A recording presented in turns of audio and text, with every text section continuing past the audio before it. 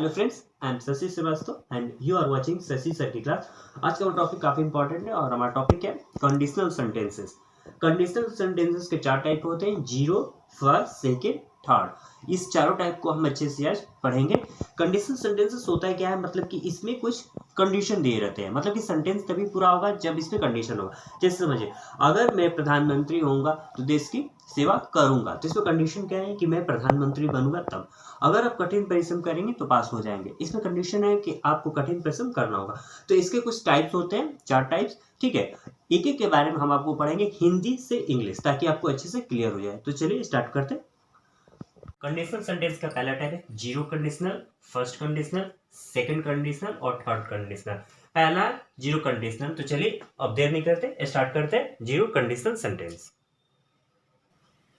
अब देखिए, zero conditional क्या होता है कि इसमें जो कंडीशन दी जाती है और उसका जो रिजल्ट आता है, ठीक है, वो एकदम सच होता है। ठीक है, जैसे अगर लोग ज्यादा खाते हैं तो मोटे हो जाते हैं, ये बिल्कुल सही बात है।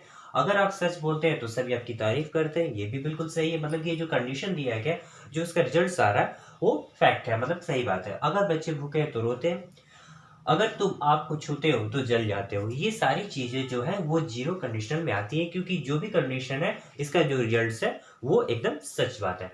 अब इसको बनाने का तरीका क्या है कि आप इफ लगाएंगे, उसके बाद सिंपल प्रेजेंट, मतलब कि आपका जो सेंटेंस होगा प्रेजेंट में होगा और इधर भी आपका प्रेजेंट ही रहेगा। मतलब कि इधर भी प्रेजेंट, इधर भी प्रेजेंट, और बीच में आपको कमा लिखना है। इसमें कोई वर्ड जोड़ना नहीं है, एक कमा दे देना है। ठीक है, तो देखिए, अगर लोग ज्यादा खाते हैं तो मोटे हो जाते हैं। If people, if people it, ये प्रेजेंट हो गया, simple present. If people it too much, उसके बाद कमा, दे गेट फैट, ये भी आपका प्रेजेंट में ही है। अगर आप सच बोलते हैं तो सभी आपकी तारीफ करते हैं। If you speak the truth, ये भी आपको सिंपल प्रेजेंट में। एवरीवन अप्रिशिएट्स, देखिए एवरीवन के अकॉर्डिंग यहाँ एस लगाया गया, प्रेजेंट इंडेफिनिट, उसके बाद यू।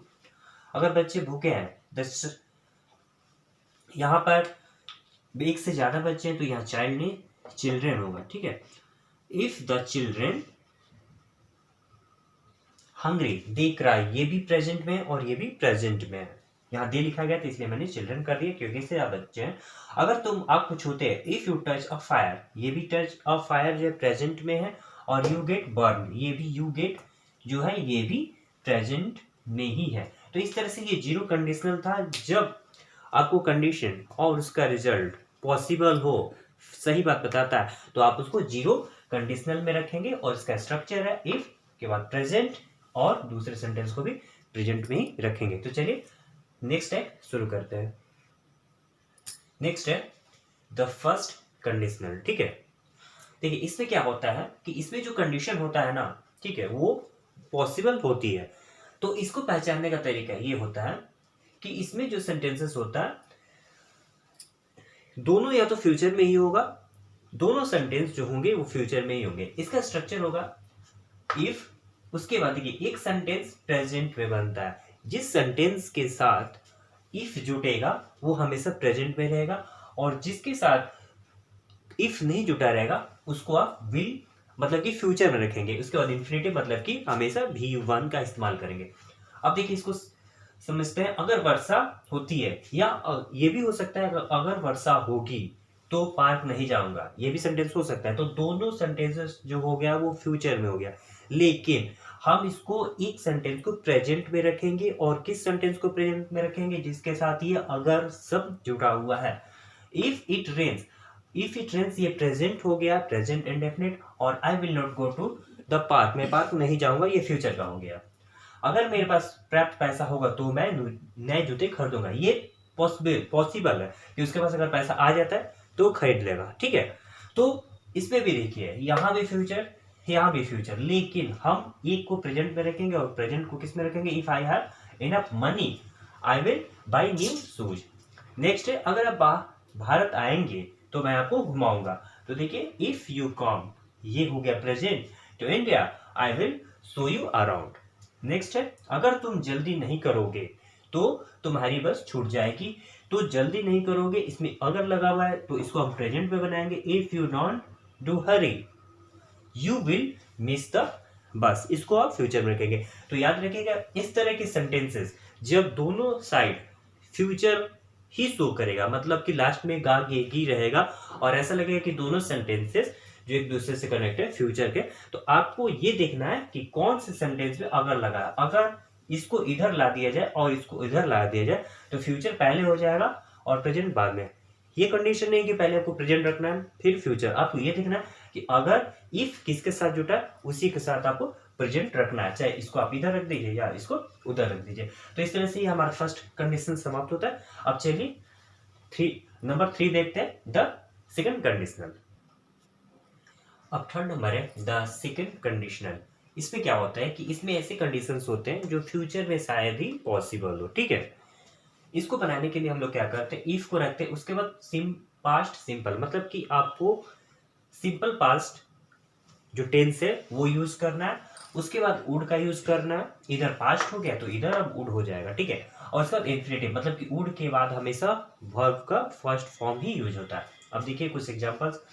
अगर मैं इनाम जीतता, ठीक है, तो एक कार खरीदता, तो इसको बनाएंगे if I won the prize. ये आपका पास्ट टेंस में हो गया। If I won the prize I would buy a car, would हो गया, उसके बाद बाई V1 फर्स्ट फॉर्म है। अगर मैं पक्षी होता तो आकाश में उड़ता, इफ आई वर। अब देखिए जब ऐसे सेंटेंसेस जो पॉसिबल नहीं हो तो इसमें वॉज की जगह पर वर ही यूज होता है, ठीक है। हम यहाँ पर आई वॉज नहीं लिखेंगे, ये कंडीशन सेंटेंसेस का रूल होता है, इसको हमेशा याद रखिएगा। इसको आप सर्कल कर लीजिए, ठीक है। इफ आई वर, याद रखिएगा हमेशा आई के साथ वर। वैसे आई के साथ वॉज यूज होता है लेकिन सिर्फ कंडीशन सेंटेंसेस में आई के साथ वर यूज होता है। तो if I were a bird, मतलब कि अगर मैं चिड़िया होता, आई वुड फ्लाई, ये फर्स्ट V1 है, इन द स्काई, तो आकाश में उड़ता। नेक्स्ट है, अगर मेरे पास पापा का नंबर होता तो मैं उनको फोन करता, if I had that's phone number. अब ये हैड से घबराना नहीं है, पास्ट परफेक्ट नहीं है, ये भी पास्ट टेंस से है। जैसे मेरे पास एक कार था, ठीक है, ये कोई पास्ट परफेक्ट नहीं है, ये नॉर्मल सिंपल पास्ट में ही आता। If I had that phone number I would call him, I would उसके बाद V1 उसके बाद हिम। अगर मैं प्रधानमंत्री होता तो देश की सेवा करता, तो इफ आई वर, अब यहाँ भी इसको टिक कर लीजिए, इफ आई के साथ वर, कभी भी आई के साथ वॉज नहीं लगाएंगे कंडीशनल सेंटेंसेस में। If I were the prime minister, अगर मैं प्रधानमंत्री होता, I would serve the nation, तो देश की सेवा करता, यहाँ पर सर्व V1 है, ठीक है।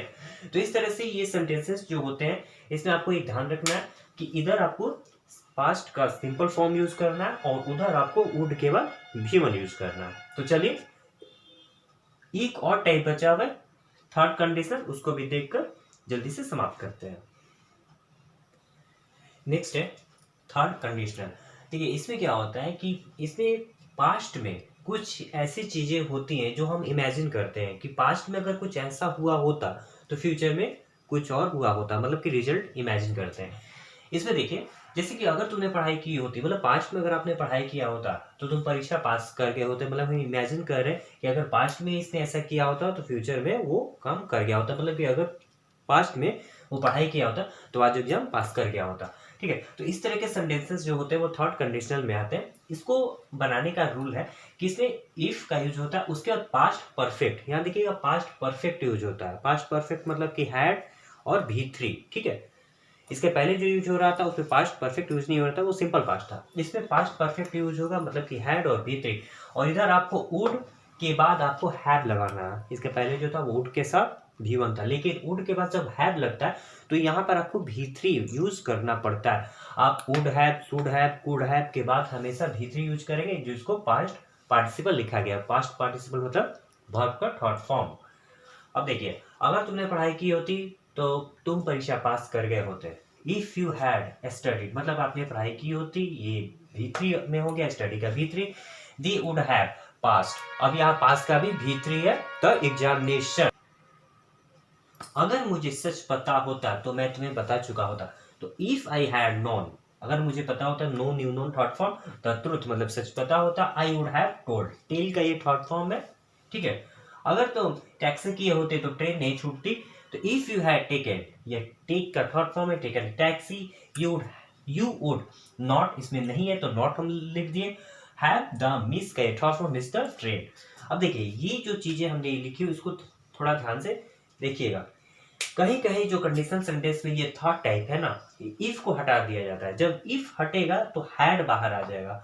अगर ये सेंटेंस अगर लिखा गया है had you taken a taxi you would not have missed the train, तो इसका मतलब यही होता है कि अगर तुम टैक्सी किए होते तो ट्रेन नहीं छूटती। इसको ये मत समझ जाएगा कि ये इंट्रोगेटिव कोई सेंटेंस है, ये कंडीशनल सेंटेंस ही है। अगर आप इफ को नहीं लिखना चाहते तो हैड आपको बाहर आ जाएगा। तो इस तरह से ये आपका चारों टाइप यहाँ पर समाप्त होता है। अब हम आपको कुछ वर्क दे देते हैं करने के लिए, ठीक है। आप उसको वर्क करके कमेंट बॉक्स में उसको आप शो कीजिएगा। तो चलिए वर्क नोट कीजिए। ये 4 सेंटेंसेस मैंने दिया हुआ, इसमें आपको फिल इन द ब्लैंक्स करना है, मतलब कंडीशनल सेंटेंसेस को रखकर आपको उसको बनाना है और इसको बनाकर आप कमेंट बॉक्स में सेंड करेंगे, ठीक है। तो इस तरह से मैंने आपको आज कंडीशनल सेंटेंस को समझाया। आशा है कि आपको अच्छे से समझ में आ गया होगा। आपको क्या करना है, इसको अच्छे से पढ़ना है, इस पर प्रैक्टिस करनी है।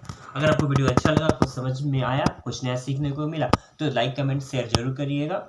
हमारी मुलाकात फिर किसी नए वीडियो में होगी। तब तक के लिए बहुत बहुत धन्यवाद। Thank you.